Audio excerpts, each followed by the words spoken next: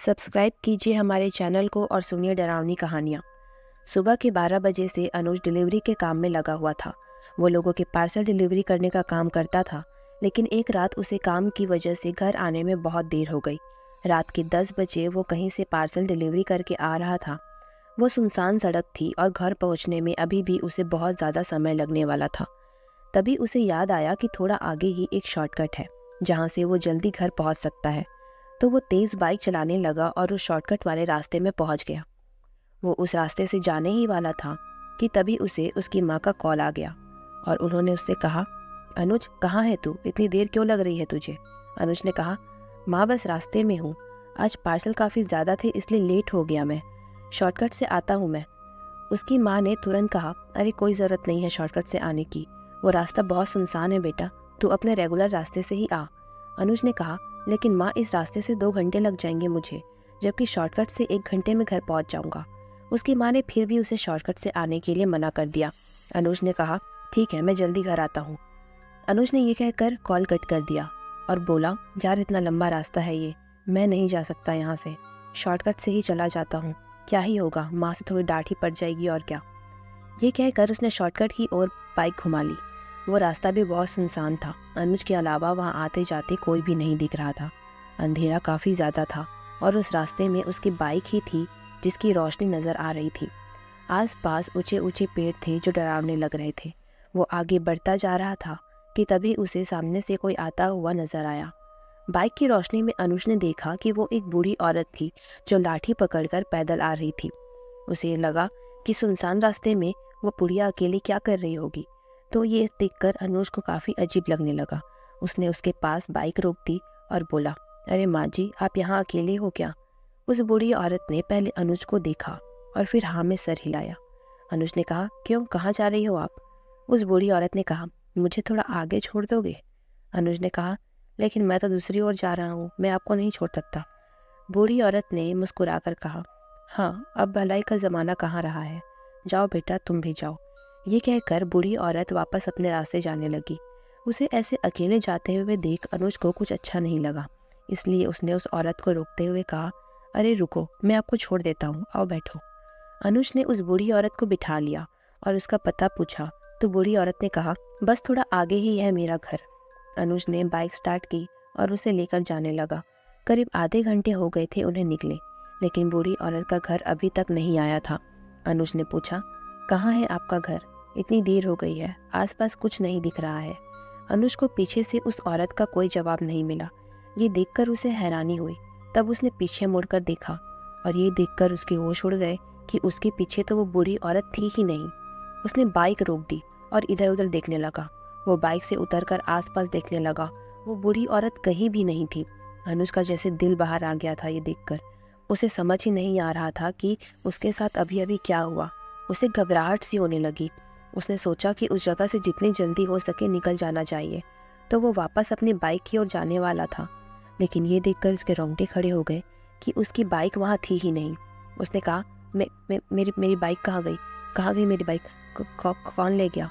वो इधर उधर भागकर दौड़कर अपने बाइक को ढूंढने लगा, लेकिन बाइक थी ही नहीं। उसने अपना फ़ोन निकाला और घर में कॉल करने की कोशिश करने लगा, लेकिन वहाँ किसी का कॉल नहीं लग रहा था। अनुज के पसीने छूट गए थे। उसने कहा, अब कैसे घर जाऊँगा मैं, माँ की बात माननी नहीं चाहिए थी, कैसे जाऊँगा अब घर। अनुज बहुत घबराया हुआ था। वो इधर उधर देखते हुए वहाँ से भागने लगा। करीब 10 मिनट तक भागने के बाद वो थक गया और रुककर हाँफने लगा। उसकी मदद करने वाला कोई नहीं था। 11 बज चुके थे और वो जानता था कि अगर 1 घंटे में वो घर नहीं पहुंचा तो उसकी माँ बहुत परेशान हो जाएगी। अनुज मदद के लिए किसी को ढूंढ रहा था, पर उस सुनसान सड़क पर मदद करता भी कौन। कुछ समय के बाद उसे फिर से उस सड़क पर कोई आता हुआ नजर आया। अनुज उसकी ओर भागा ताकि उससे मदद ले सके, लेकिन जब वो उसके सामने पहुंचा तो उसे देख अनुज के होश उड़ गए। वो वही बूढ़ी औरत थी। बूढ़ी औरत ने कहा, कहाँ चले गए थे बेटा, मुझे लगा तुम मुझे मेरे घर छोड़ने वाले हो। बूढ़ी औरत की बात सुनकर अनुज के रोंगटे खड़े हो गए। उसे वहां देखकर वो थरथराने लगा था। उसने कहा, कौन हो तुम तुम कहाँ गायब हो गई थी। बूढ़ी औरत हंसने लगी और अनुज और डर गया। उसने उस शॉर्टकट वाले रास्ते को छोड़कर मेन रास्ते से जाना सही समझा, इसलिए वो दूसरी तरफ भागने लगा ताकि मेन रास्ते में कोई लिफ्ट मिल जाए। जब वो भाग रहा था तो उसे पीछे से कुछ आवाज़ आई, पर जब उसने पीछे देखा तो कोई नहीं था। फिर वो आगे देखकर जल्दी जल्दी चलने लगा। इतने में ही पीछे से उसको एक बच्चे के रोने की आवाज़ सुनाई दी और उसे सुनकर अनुज रुक गया।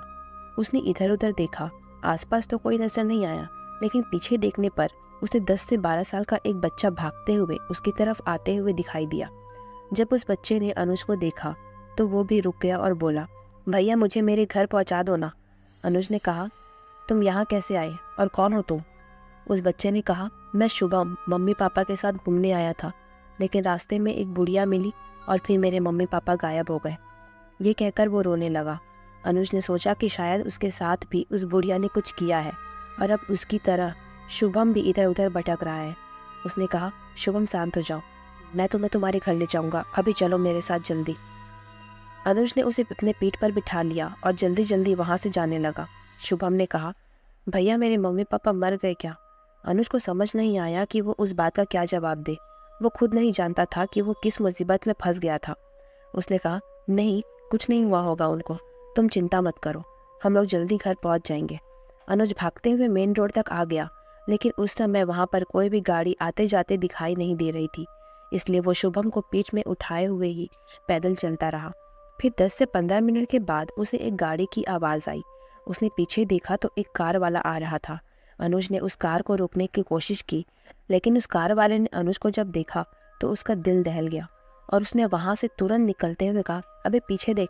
हालांकि अनुज उसकी बात समझ नहीं पाया और कार को जाते हुए देखने लगा। करीब 10 मिनट के बाद फिर से एक गाड़ी आई और इस बार अनुज ने देखा कि वो एक ट्रक वाला था। उस ट्रक वाले ने अनुज को देखा और उसकी भी आंखें जैसे बाहर आ गई अनुज को देखकर। उसने ट्रक को अनुज के पास रोका। अनुज ने कहा, हमें लिफ्ट चाहिए। ट्रक वाला तुरंत एक लाठी लेकर बाहर आया और उसने उस लाठी को अनुज के ऊपर उठाया, लेकिन इससे पहले कि ट्रक ड्राइवर उसे मार पाता, अचानक अनुज नीचे गिर पड़ा और ट्रक ड्राइवर उसे देखकर चौंक गया। अगली सुबह अनुज को होश आया और उसने जब आंखें खोली तो सामने वही ट्रक ड्राइवर और उसकी माँ बैठे हुए थे। अनुज ने देखा कि वो अस्पताल में था और उसने धीरे से पूछा, क्या हुआ है, मैं यहाँ कैसे आया? ट्रक ड्राइवर ने कहा, जिस बच्चे को तुम अपनी पीठ पर बिठा कर लाए थे ना, वो अचानक ही बुरी औरत में बदल गया था और वो औरत तुम्हारे कंधे को खा रही थी, तुम्हें पता भी नहीं चला क्या? अनुज ने जब ये सब सुना तो मानो उसकी सांसें एक पल के लिए थम गई थी। उसने शुभम को याद किया। उसने सोचा था कि वो एक मासूम बच्चा है जो बहुत परेशान है, लेकिन यहाँ तो कहानी कोई और ही निकली। उसके साथ इतना बड़ा छलावा हुआ। अनुज ने अपने कंधे की ओर देखा जिस पर पट्टी बंधी हुई थी और अब उसे अपने दर्द का एहसास होने लगा था। भयानक दर्द हुआ उसे और वो चीखने लगा, जिसे देखकर डॉक्टर ने उसे बेहोशी का इंजेक्शन दे दिया। इसलिए कहा जाता है कि कभी भी शॉर्टकट के चक्कर में अनजान रास्ते में नहीं जाना चाहिए, वरना अंजाम कुछ ऐसा भयानक भी हो सकता है। उम्मीद है आपको ये कहानी पसंद आई होगी। अगर पसंद आई तो चैनल को सब्सक्राइब ज़रूर करें ऐसी ही रोचक कहानियों के लिए।